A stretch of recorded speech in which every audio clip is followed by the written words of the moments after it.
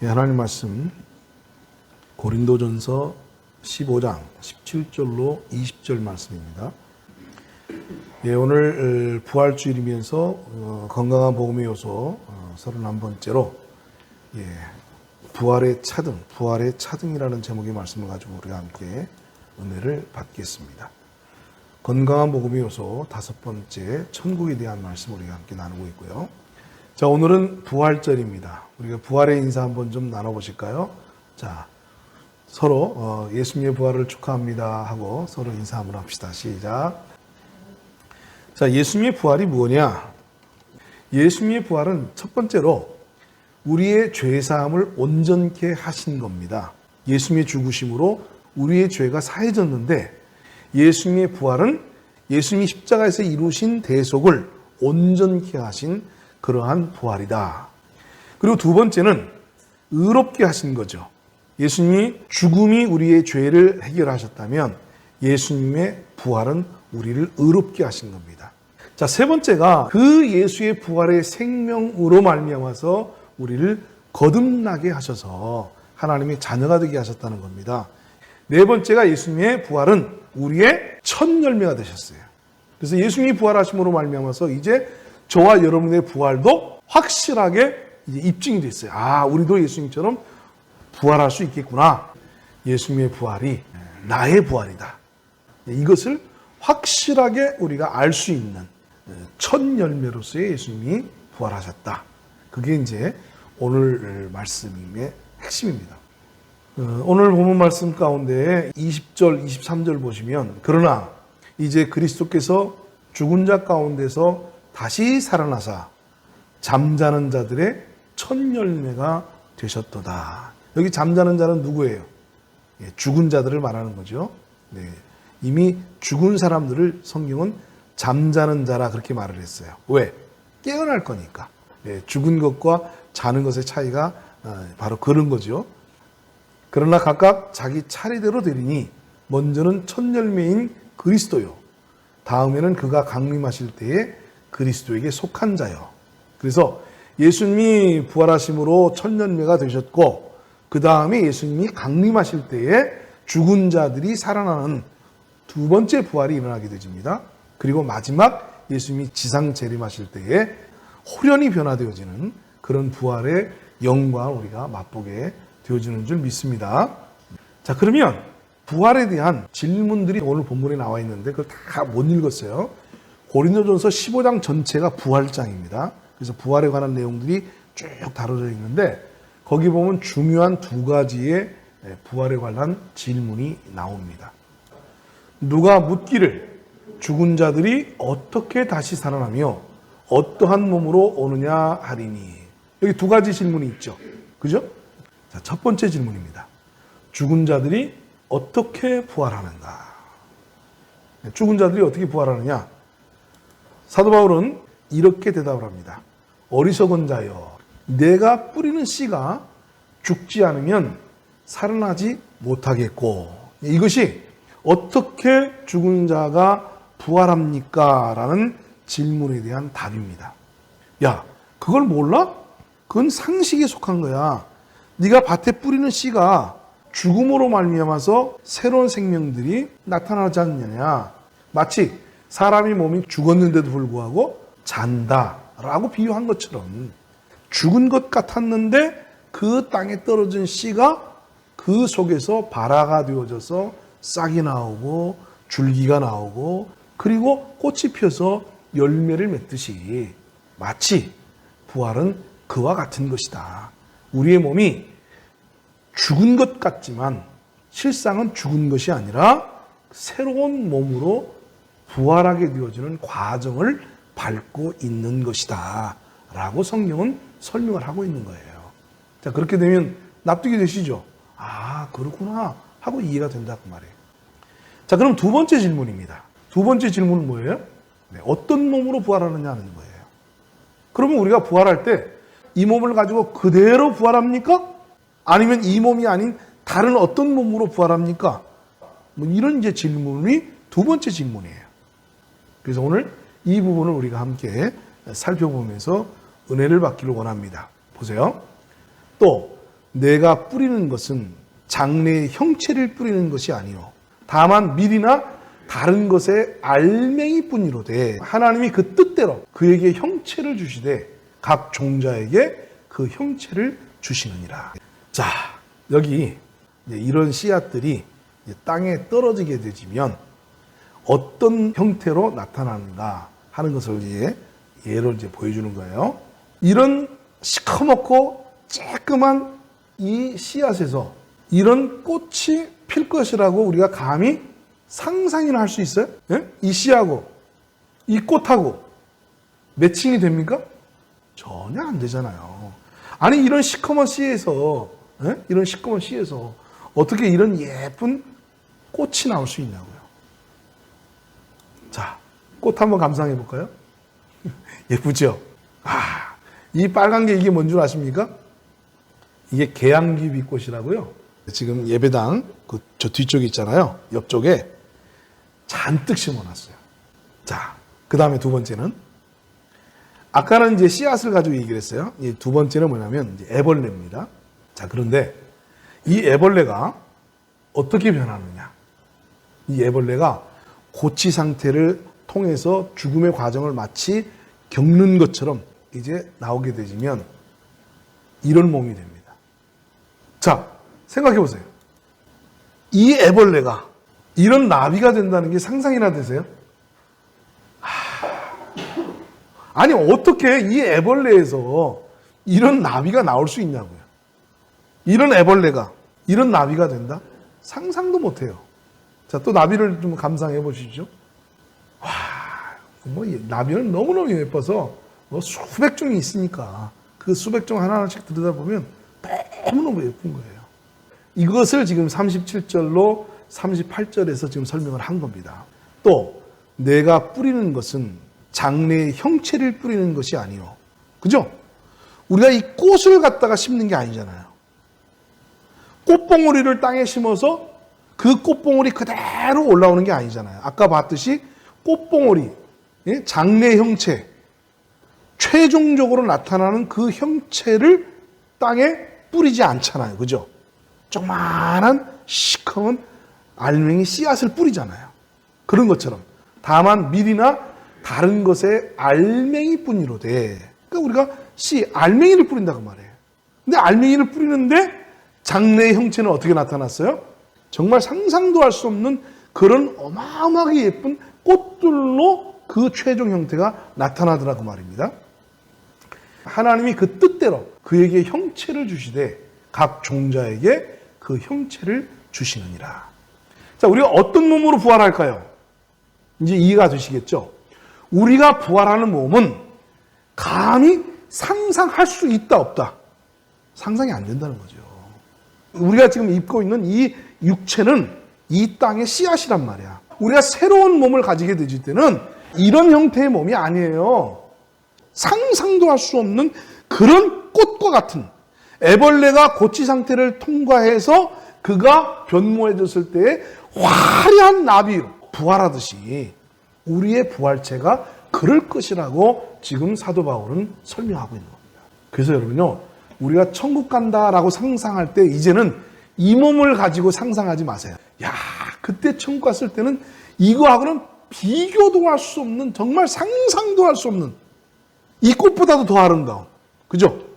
나비보다도 훨씬 더 아름다운 이 세상에서 우리가 눈으로 보는 것들하고는 상상도 할 수 없고 비교도 할 수 없는 어마어마하게 좋은 화려하고 아주 멋진 그런 모습으로 저와 여러분이 부활하게 될 것이다. 그런 얘기입니다. 그렇죠? 예. 성경 37절로 38절은 바로 그것을 우리에게 설명해 주고 있습니다. 자, 그러면 부활한 몸의 성격, 육의 몸과는 다른 이 부활의 몸의 성격은 그럼 어떤 것일 것이냐? 이거는 오늘 본문에 나와 있어요. 자, 42절로 43절인데요. 죽은 자의 부활도 그와 같으니 썩은 것으로 심고 썩지 아니할 것으로 다시 살아나며. 우리가 썩을 몸, 우리의 몸은 썩어요 안 썩어요? 썩죠. 이 썩을 몸으로 심고 다시 부활할 때는 어떤 몸으로 부활해요? 썩지 아니할 몸으로 부활한다는 거죠. 그 다음에 43절. 욕된 것으로 심고 영광스러운 것으로 다시 살아나며, 약한 것으로 심고 강한 것으로 다시 살아나며, 육의 몸으로 심고 신령한 몸으로 다시 살아나나니 육의 몸이 있은즉 또 영의 몸도 있느니라. 그러니까 우리가 천국에서 살아가게 되질 그 영의 몸이라는 것이 썩지 않는 몸, 영광스러운 몸, 강한 몸, 신령한 몸, 이러한 특성의 몸으로 우리가 부활하게 된다. 놀랍죠? 그 다음 주제가 뭐냐면, 성경은 여기서 그치지 않습니다. 성도의 부활과 영광의 차이. 이 부활한 몸들은 각각의 영광이 있답니다. 이 땅에 있는 형체들도 각각의 영광이 있는 것처럼 부활한 몸에도 각각의 영광이 있다라고 얘기해요. 그리고 그 각각의 영광은 다 다르다. 다 차이가 있다라고 성경을 알려줍니다. 자, 40절, 41절 바로 이 말씀입니다. 하늘에 속한 형체도 있고 땅에 속한 형체도 있으나 하늘에 속한 것에 영광이 따로 있고 땅에 속한 것에 영광이 따로 있으니, 각각의 형체는 뭐가 있어요? 영광이 다 각기 따로 있다라고 지금 성경은 말합니다. 그러면서 해의 영광이 다르고 달의 영광이 다르며 별의 영광도 다른데 별과 별의 영광이 다르도다. 똑같은 영광을 가지고 있는 그런 사람은 없어요. 우리의 부활의 몸은 다 각기 다른 영광을 가집니다. 심지어는 별과 별이 다 똑같은 영광을 가질 줄 알았는데 별과 별도 그 각기 영광이 다 다르다라고 이야기를 하고 있습니다. 이게 중요한 거예요. 우리가 어떤 몸으로 부활하느냐 하는 것이 왜 중요하냐면 그 부활의 형태가 그 영광을 나타내기 때문입니다. 그래서 우리는 이 땅에서 어떻게 살았느냐에 따라서 저 천국에 가서 부활의 영광의 몸을 가지게 되는데 그 부활의 영광의 몸은 다 각각 다르다. 다 다르다. 어떤 사람은 해의 영광을 가지고, 어떤 사람은 달의 영광을 가지고, 어떤 사람은 별의 영광을 가지는데 그 중에서 좀 더 빛나는 별의 영광, 그리고 덜 빛나는 별의 영광을 가지는 사람들이 다 있다는 얘기입니다. 그래서 영광의 나라인 이 하나님의 나라 천국에서 우리가 영광의 몸으로 다 부활할 것이지만 그 부활의 영광은 다 제각기 다르다. 아시겠어요? 그러니까 이게 모르면 안 돼요. 그러니까 알아야 돼요. 믿음은 알면서 오는 것이고, 그리고 바른 알미 바른 생활을 만들어냅니다. 바른 알미 바른 생활을 만들어내고 바른 삶의 자세와 태도를 가지게 한다 그 말이에요. 근데 이런 사실들을 우리가 모르면 천국 그러면 죽어서 그냥 가는 곳 뭐 가겠지. 사람이 죽으면 결론적으로 그냥 가는 곳 아니야? 이렇게만 생각하고 지내버리니까 천국에 대해서 신경을 안 쓴단 말이에요. 천국에 대해서 우리가 이 땅에 살면서 염두에 안 둔다고 말이에요. 근데 여러분, 기독교는요, 천국을 가르치는 종교예요. 예수를 믿는 궁극적인 이유가 뭐예요? 천국 가기 위해서 아닙니까? 그렇죠? 천국 때문입니다. 그래서 예수님이 이 땅에 오셔서 회개하라, 천국이 가까웠다. 그래서 예수님의 메시지는 전부 하나님의 나라, 천국에 대한 메시지였어요. 예수님의 메시지의 핵심은 천국이었습니다. 성경 전체 메시지의 주제와 핵심 가르침도 천국입니다. 오늘날 많은 기독교인들이 이 천국을 잊어버리고 살고 있고 그냥 궁극적으로 언젠가 우리가 죽으면 가는 곳이라는 관념의 세계로 남겨놓고 우리가 살아가고 있어서 우리의 관심사가 세상에 쏠려 있고 이 땅에 쏠려 있지, 이거는 지극히 잘못된 믿음이에요. 이건 지극히 잘못된 신앙생활을 하고 있는 겁니다. 우리는 몸은 이 땅을 살아가고 있지만 우리의 마음과 생각과 우리의 관심은 하늘에 있는 거예요. 그래서 사도 바울은 뭐라고 말했습니까? 예수님의 승천하심과 함께 하늘에 앉혀져 있다고 그랬어요. 그래서 우리의 시민권은 어디에 있다고 그랬습니까? 하늘에 있다라고 말했습니다. 우리가 몸은 이 세상에 살고 있지만 영적인 현주소는 어디예요? 천국이죠. 그래서 이 세상을 뭐라고 그랬습니까? 나그네라고 그랬잖아요. 나그네가 뭐예요? 정착하며 살아가는 사람이 아니라 지나가는 거예요.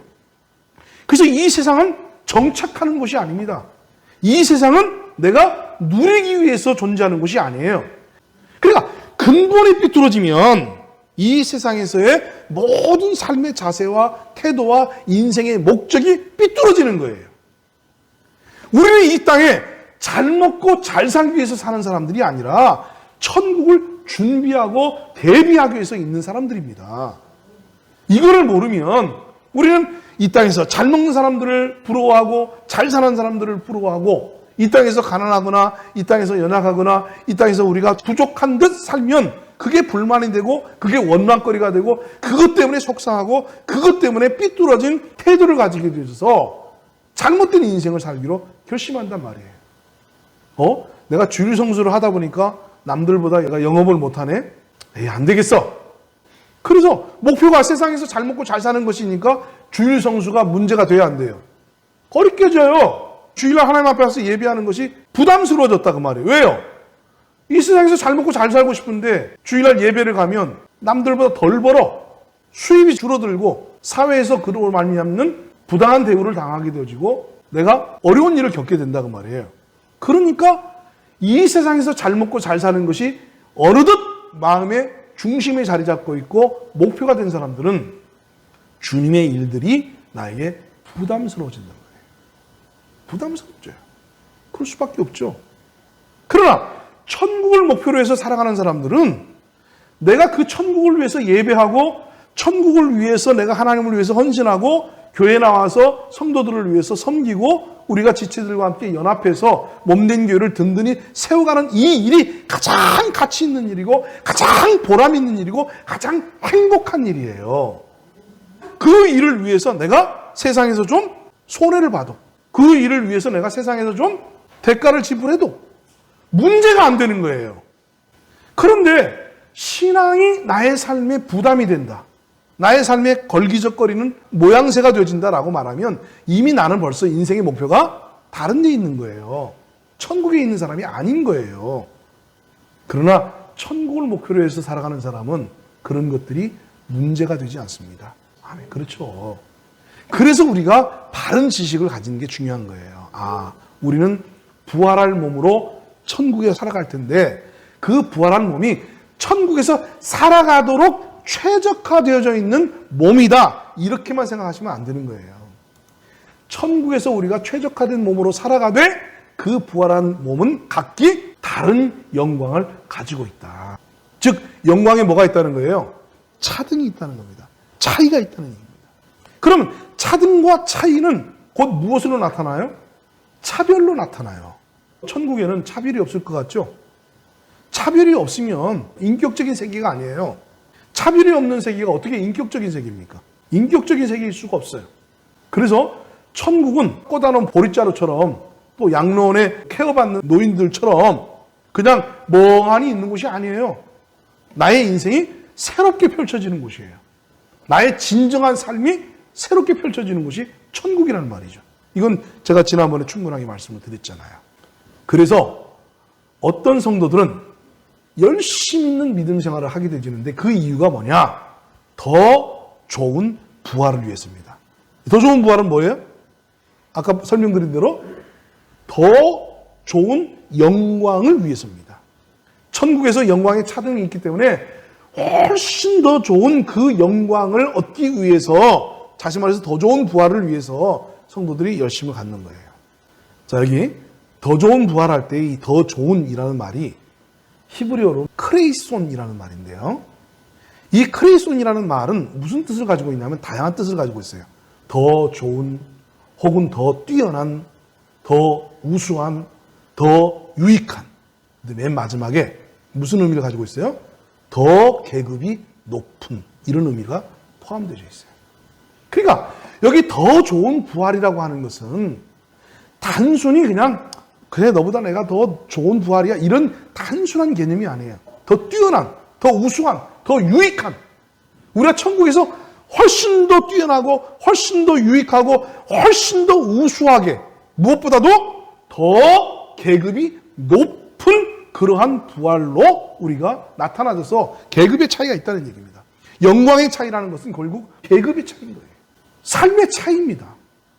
이 세상에서 부자와 가난한 사람 차이가 있듯이 천국에서도 부유한 자와 덜 부유한 자의 차이가 있단 말이에요. 여러분 이것을 놓치면 안 됩니다. 천국은 차이가 있는 곳이에요. 차등이 있는 곳이에요. 지난 시간에 제가 말씀을 드렸죠. 천국에 차등이 없으면 공평이 깨지는 거예요. 차등이 없으면 하나님은 공평하신 분이 아니에요. 여러분 오해하지 마세요. 성경에 보니까 하나님은 차별이 없다고 그랬는데요. 예, 그 차별이 없다는 얘기는요. 지옥 갈 자가 예수 믿으면 누구든지 어떤 신분에 있든지 어떤 상태에 있든지 천국에 들어간다는 면에서는 차등이 없어요. 사람을 3,000명을 죽인 사람이나 착한 일만 산 사람이나 차등 없이 천국 가는 티켓은 똑같아요. 그 천국을 들어가는 데는 차등이 없다는 말입니다. 그러니까 여기 차등이 없다는 말의 의미가 천국 들어가는 자격을 말하는 것이지 천국에서 삶도 차등이 없다는 말이 절대로 아닙니다. 왜? 이 더 좋은 부활을 위해서 산 사람들이 있는데 그럼 이 사람들의 수고가 다 헛되게 되게요? 헛고생이 되게요? 보십시오. 이 사람들은 더 좋은 부활을 위해서 어떤 삶을 살았는가? 히브리서 11장 35절입니다. 여자들은 자기의 죽은 자들을 부활로 받아들이기도 하고 또 어떤 이들은 더 좋은 부활을 얻고자 하여 심한 고문을 받되 구차히 풀려나기를 원하지 아니하였으며. 자, 여기서 한 가지만 제가 잠깐 짚고 지나갈게요. 어떤 사람은 더 좋은 부활이라는 것은 우리가 천국 가게 되지는 그 부활을 의미한다. 뭐 상급의 차이가 있는 부활이 아니다. 이렇게 해석하는 학자들이 더러 있습니다. 근데 이 천국 가는 부활, 천국에 가는 이 부활은 심한 고문 안 받아도 부활해요.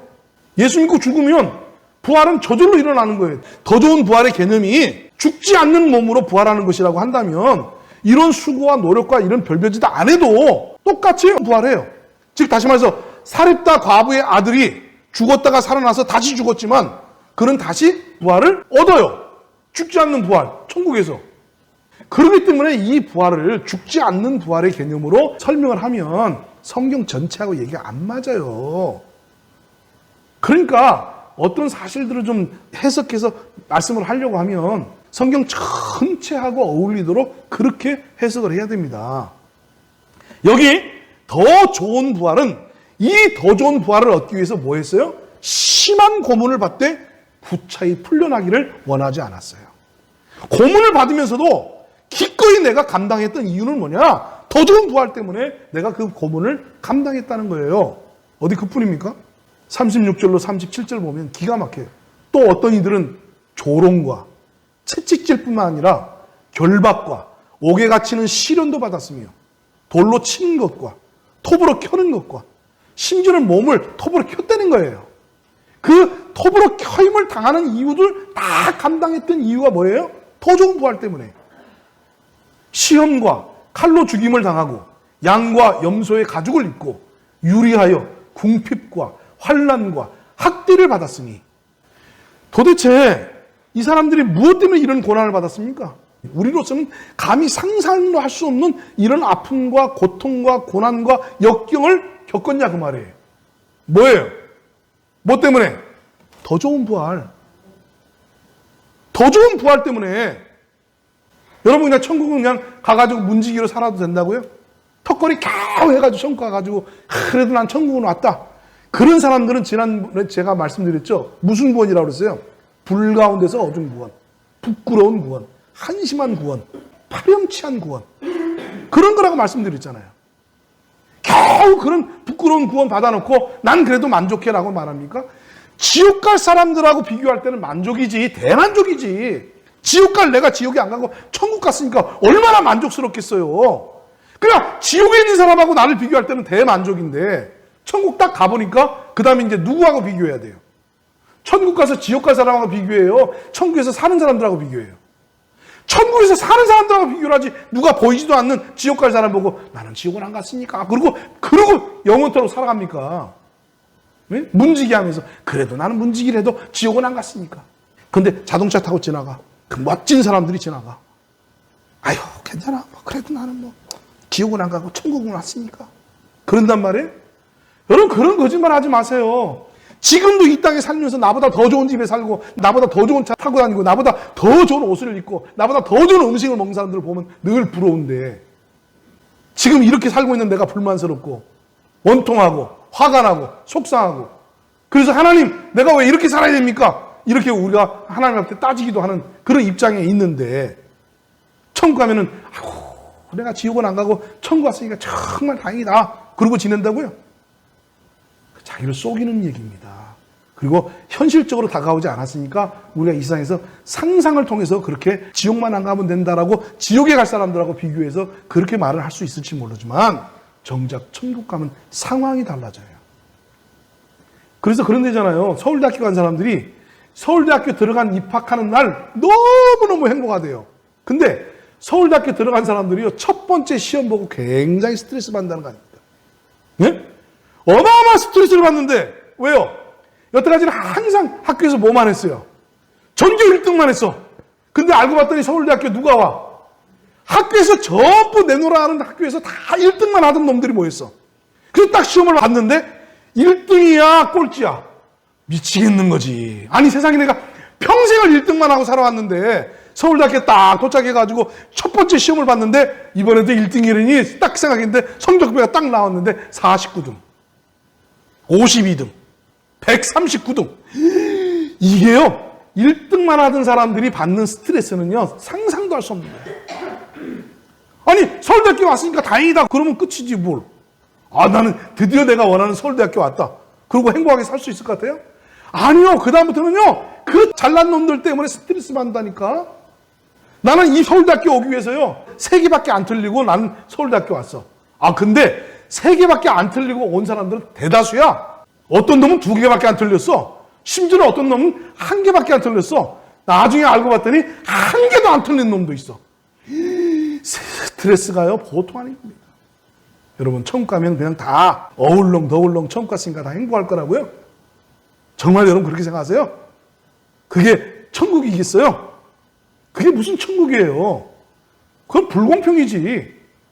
공평하신 하나님이 이 세상에서 톱으로 켬을 당하고 조롱을 받고 책치질 받고 칼로 찔림을 당하고 이런 모진 고난과 역경을 다 겪으면서 신앙생활을 해와서 천국만 바라보고 온 사람하고, 그래서 더 좋은 부활이 있을 것이라는 그 믿음과 확신을 가지고 그렇게 신앙생활을 해온 사람하고 십자가 강도처럼 턱걸이에서 천국에 온 사람하고 똑같다고요? 그게 무슨 공평이에요? 무슨 하나님, 그런 하나님이 있어요? 그러면 이 더 좋은 부활을 위해서 살았던 이 사람들이 하나님 앞에 따질 거 아닙니까? 항의할 거 아니냐고요. 더 좋은 부활이 있다고 말이나 하지 말든가. 응? 면류관이 있느니 상이 있느니 이런 소리를 하지를 말든가. 아니, 진작 다 똑같은 줄 알았으면 내가 뭐하러 예수 믿고 구원받고 난 다음에 그렇게 그냥 힘들게 살았대? 그냥 편안하게 주일 성수도 그냥 대충 새벽기도, 그럼 내가 뭐 때문에 그렇게 새벽기도를 하라고 그냥 애를 썼지? 참 미쳤어. 새벽기도 열심히 한 놈이나 새벽기도 안 하고 늘어져 처자는 사람이나 천국 가면 다 똑같은데 그럼 내가 왜 새벽기도 하려고 애를 썼지? 11조? 이거 미쳤어. 내가 11조 하려고 내가 얼마나 아끼고 그러고 살았는데 그 11조 가지고 맛있는 거나 먹고 살지. 그러지 않겠어요? 교회 일주일에 한 번씩 꼬박꼬박 올 필요가 뭐 있어요? 친구도 만나고 여행도 다니고 놀러도 다니고 그러면 됐지. 다 똑같이 천국 가면 다 대우가 똑같고 영광도 똑같고 그냥 다 똑같은 삶을 산다면 왜 그렇게 열심히 사냐고 말이에요. 대충. 그죠? 예수 믿는 거 그까이 거 대충 하지. 천국이 그런 곳이면요, 전 목사 안 해요. 저 목사 안 했으면요, 굉장히 부자로 살 사람입니다. 머리가 쌩쌩 돌아가가지고요, 아마 아까워 죽겠어.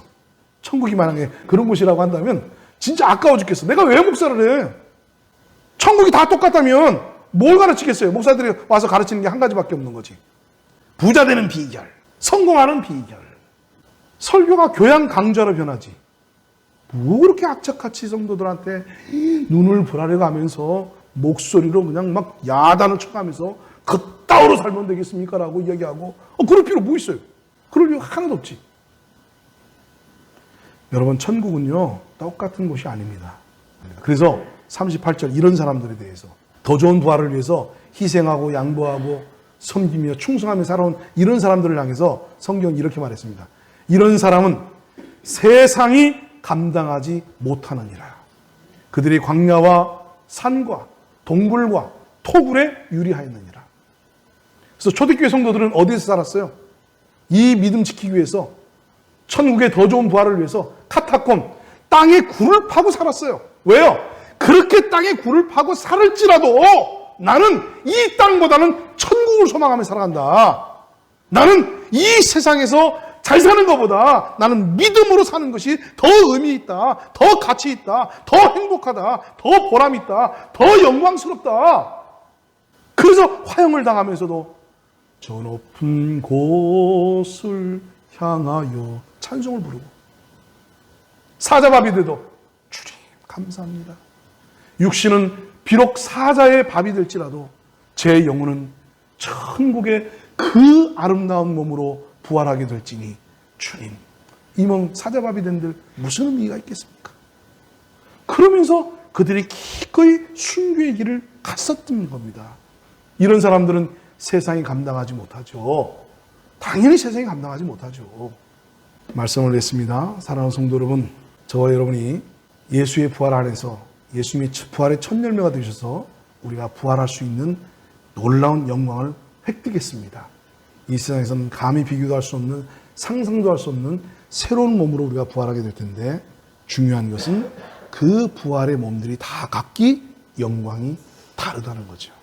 그래서 그 다른 영광을 위해서, 더 좋은 부활을 얻기 위해서 이 땅에서 정말 최선을 다해서 주님을 섬길 수 있는 저와 여러분이 되시기를 주님의 이름으로 축원합니다.